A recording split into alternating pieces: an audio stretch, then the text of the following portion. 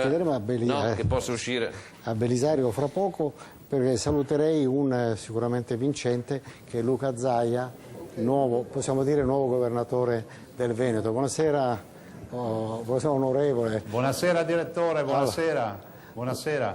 Lei ha già vinto. Che facciamo io e lei insieme? Cioè, vuol dire, cosa le chiedo? È contento di avere complimenti? Dove è andato? No, mi fate vedere Zaia, quando non mi ecco sì, vogliamo vedere il risultato, vabbè, vediamolo, sforza.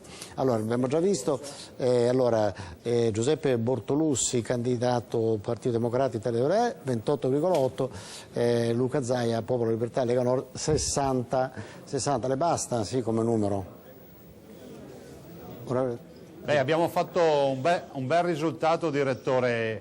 Hanno premiato la nostra proposta di Lega, PDL e Alleanza di Centro ed è stata l'occasione per parlare con serietà ai veneti e questo risultato non lascia dubbi a nessuno. Ha più piacere di essere chiamato governatore o ministro?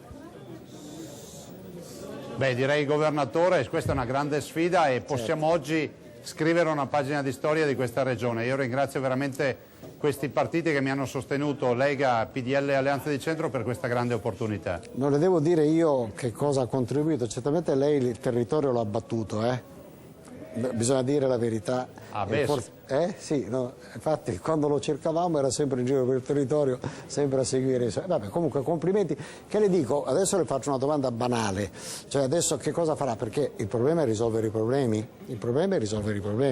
no? Parlavamo prima delle tangenziali, eccetera. Che farà il governatore Zaia?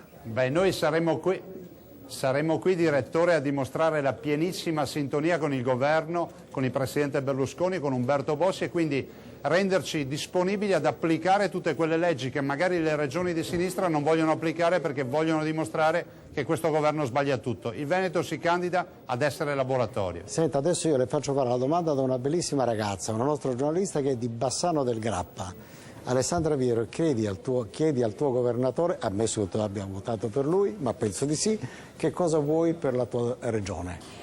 Ma chiederei a questo punto appunto su cosa inizierà il governatore a lavorare da domani.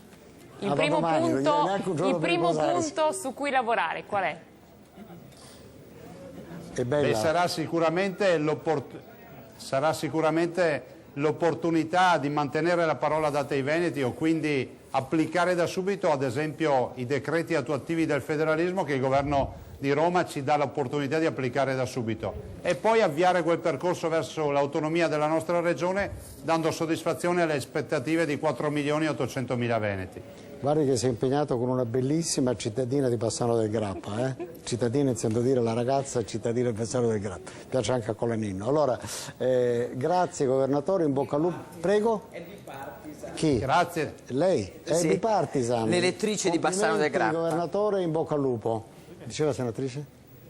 Grazie, buonasera direttore. Arrivederci, grazie a lei. Che è stato bipartisan.